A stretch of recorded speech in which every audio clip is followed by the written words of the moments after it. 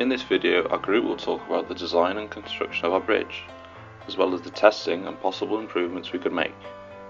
For the design, originally we wanted to make a truss, although we decided against this due to the limitations and materials and concluded a suspension bridge would be much more appropriate for the task.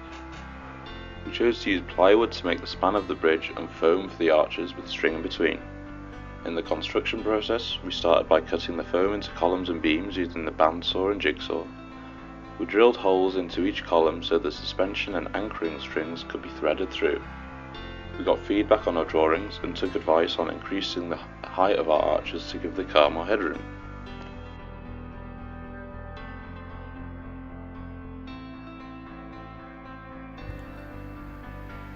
The group sketched the outline of the span of the bridge onto the plywood, ensuring the length of the bridge was parallel to the grain of the wood to maintain strength in the plywood when it came to testing the bridge.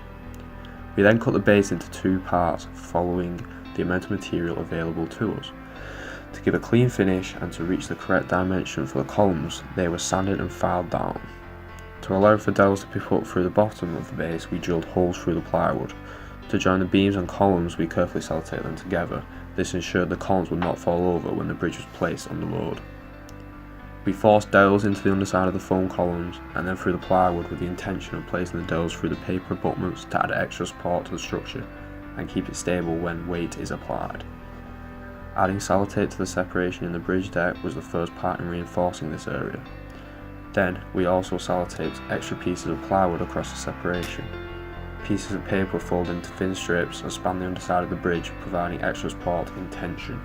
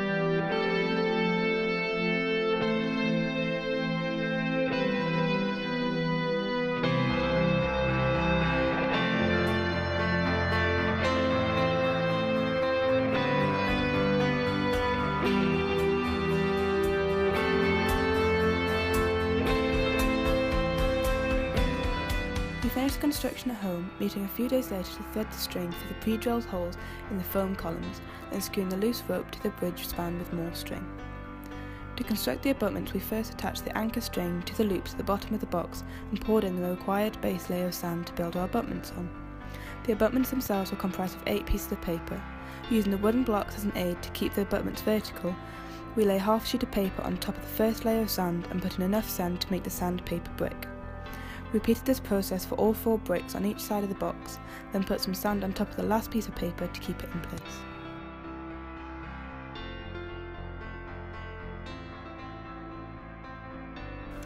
One of the main reasons that our bridge failed was the flexibility of the plywood. We had tried to reinforce the plywood with paper and string, however when the load was applied, this was not sufficient to keep the bridge up. In addition, as an increased load was applied, the abutments began to fail due to the paper not being able to withstand the weight, and this caused the bridge to collapse in on itself as the weight increased. It was this increased deformation that caused the bridge to fail. However, when the weights were removed, the bridge returned to its original shape, suggesting that if we were able to pre-stress the bridge more, then the bridge may have been able to withstand an increased load. Due to a lack of rigidity in our bridge, we failed on the flexion.